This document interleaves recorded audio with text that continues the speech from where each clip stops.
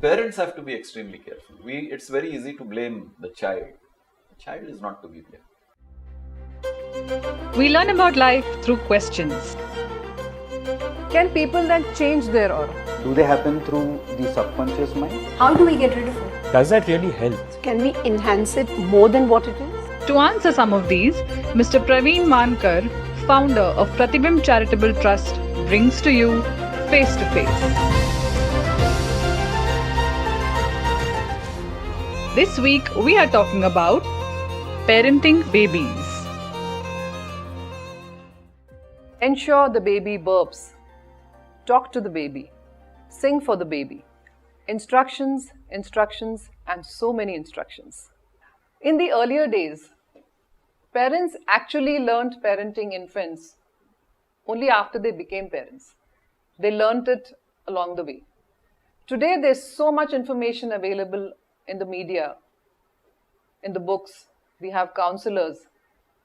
So do you think it really helps in parenting of babies?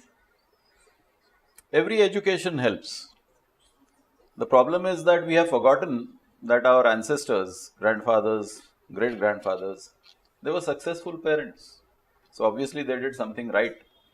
And in those days, there were no counselors or no access to media or facilities as they are available today.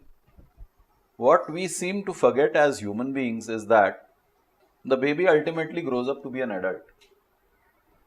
And when that adult is not performing the way he's normally supposed to perform, something went wrong in the process of upbringing. And that's where we start questioning parenting. As far as the medical issues are concerned, health issues are concerned, food habits, what kind of nutrition, a lot of scientific material is available and probably it is very useful. But when it comes to the psychological build-up of a baby, that's where a lot of things are going wrong currently. And that's why we are having babies becoming young children becoming adolescents growing into adults with a lot of complexes. And that gets revealed in the society in the form of trauma, stress, attrition, disharmony, imbalance. That's basically it. So when the whole process starts from childbirth.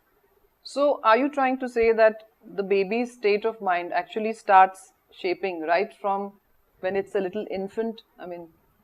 The mind starts shaping in the womb of the mother. But in the womb of the mother, there is no interference of the society. In the womb of the mother, the baby's mind is completely under the governance of the universal mind.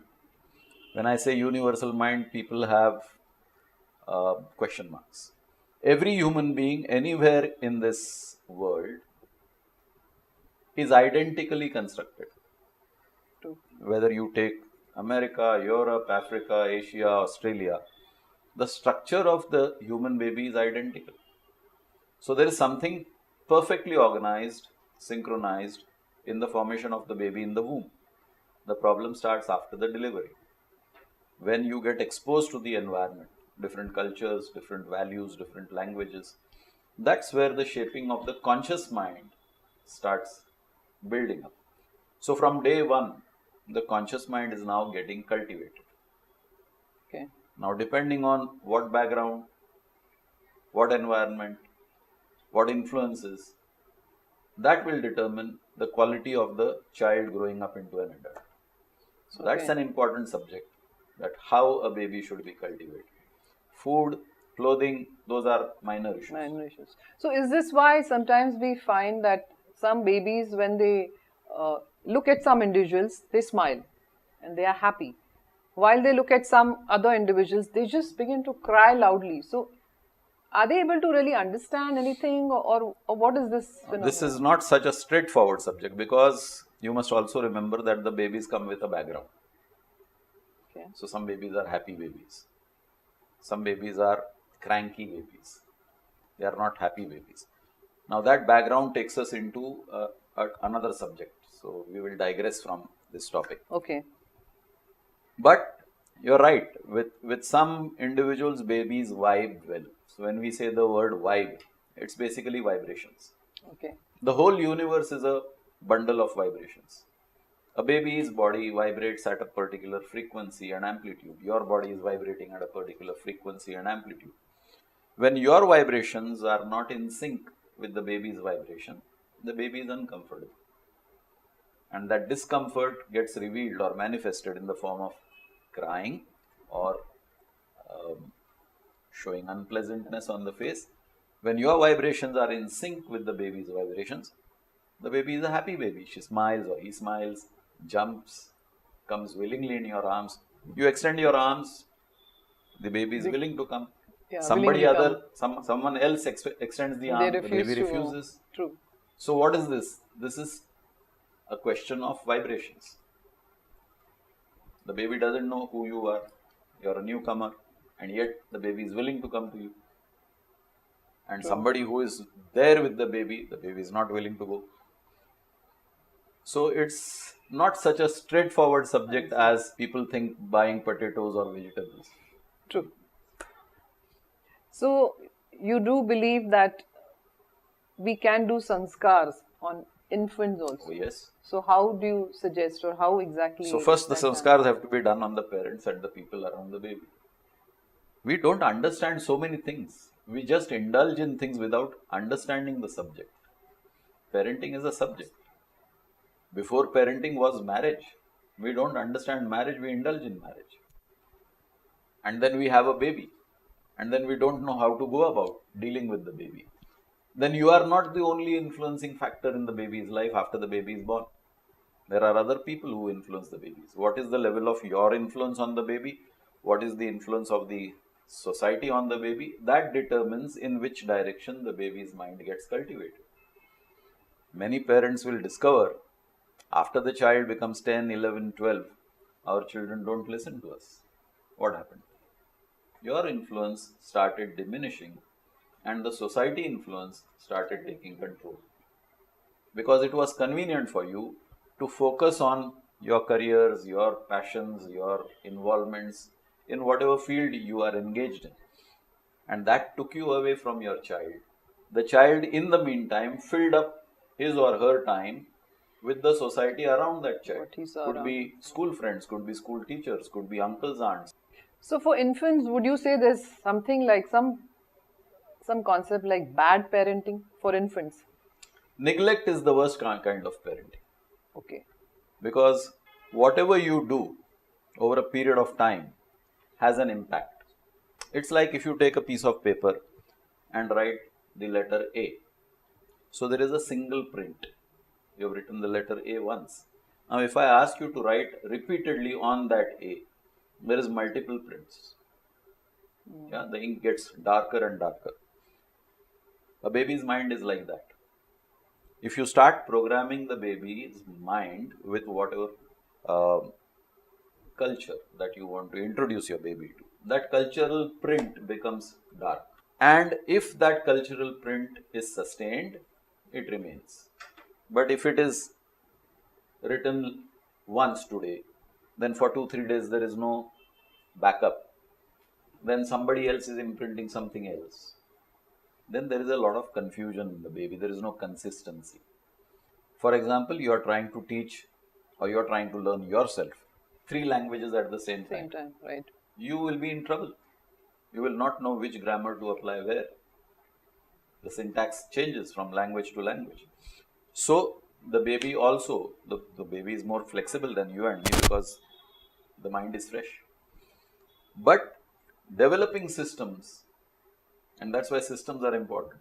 When you are cultivating the mind of the baby, you are installing a system. So what kind of pointers would you like to give lastly to our audience in terms of parenting babies, or some important tips, some takeaways? The first step is consistency. You have to create a consistent environment for a baby. It can't be fluctuating. Changing or fluctuating, okay. Because the baby absorbs. The baby is a dry sponge. So the ability to absorb is very high. If there is inconsistency in the environment for a baby, then there is a lot of absorption taking place, which will later on cause confusion. Okay. That's first, so consistency. Second, do not pamper the baby saying he's too small. Let's not educate him. Remember, he's a dry sponge. So you bombard him with as much of input as you can. The baby is capable of absorbing as long as your input is consistent. Number 3, examples. Because there is active education, there is passive education. What you communicate actively is active education.